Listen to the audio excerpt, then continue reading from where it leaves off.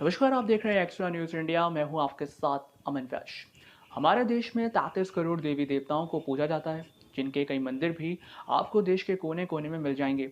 लेकिन क्या आपको पता है कि भारत के सिक्किम में चीन सीमा के पास एक ऐसा मंदिर भी है जहां किसी देवी देवता की पूजा नहीं होती। पूजा होती है तो एक ऐसे भारतीय सैनिक की जो मरने के बाद भी सीमा पर देश की रक्षा कर रहा है। देखिए हमारी ये रिपोर्ट।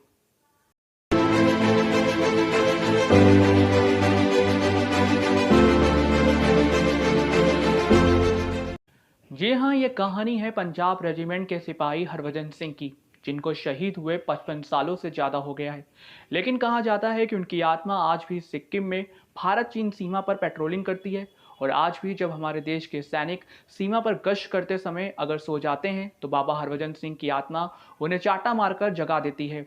और तो और भारतीय सेना के जवानों के साथ ही चीन के जवान भी बाबा की शक्तियों का अनुभव कर चुके हैं।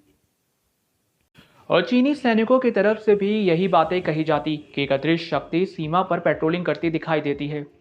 आपको बता दें कि 30 अगस्त 1946 को जन्मे बाबा हरभजन सिंह 9 फरवरी 1966 को भारतीय सेना के पंजाब रेजिमेंट में सिपाही के पद पर भर्ती हुए थे। और 1968 में वो 23वें पंजाब रेजिमेंट के साथ पूर्वी सिक्किम में सेवारत थे, जहां 4 अक्टूबर 1968 को खच्चरों का काफिला ले जाते वक्त पूर्वी सिक्किम के नाथुला के पास उनका पांव फिसल गया और वो घाटी में गिर गए, जिससे उनकी मृत्यु हो गई। वहीं पानी का तेज बहाव उनके शरीर को बहाकर 2 किलोमीटर दूर ले गया। वहीं जब इस हादसे की खबर भारतीय सेना के अफसरों को मिली तब हरभजन सिंह की तलाश शुरू हुई। 5 दिन सर्च ऑपरेशन के बाद उन्हें लापता घोषित कर दिया गया।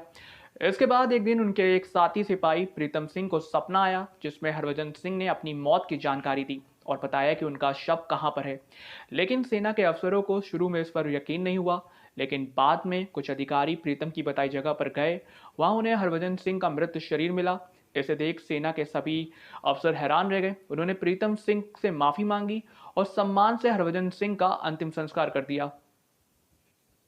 अब इसके कुछ समय बाद बाबा के चमत्कारों की कहानियां शुरू हो गईं। कई बार तो बाबा ने सपने में किसी खास जगह के बारे में बताया कि वहां चीनी सैनिकों की हलचल देखी जा रही है। और जब भारतीय सैनिक वहां जाते तो वो बात पूरी तरह से सही मिलती। धीरे धीरे ये बात चारों तरफ फैल गई कि बाबा अब भी अपनी ड्यूटी को लेकर चौकस हैं और उनकी रूह सीमा की रक्षा कर रही है। जिसके बाद उन्हें रिटायर न मानकर उन्हें प्रमोशन भी दिया गया और कैप्टन बनाया गया। बाबा हरभजन सिंह को सम्मान तो इतना दिया गया कि जब भी भारत और चीन की सेना के बीच जब फ्लैग मीटिंग हुआ करती थी तो उनके लिए एक और कुर्सी लगाई जाती। वहीं भारतीय सेना ने बाबा के बंकर को एक मंदिर का रूप दे दिया, जहां पर एक मेज, कुर्सी, कमलदान और एक छोटा सा बेड है। उसी बंकर में उनकी वर्दी भी टंगी रहती है। कहते हैं कभी कभी ये वर्दी इस्तेमाल हुई लगती है, जिसके बाद इसे फिर से धुलवा कर टांग दिया जाता है।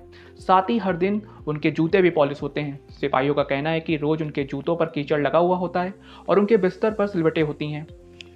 और हर साल बाबा को छुट्टी भी दी जाती और सिक्किम से उनका सामान न्यू जलपाईगुड़ी रेलवे स्टेशन ले जाया जाता और वहां से पंजाब के उनके मूल निवास कपूरथला पहुंचाया जाता।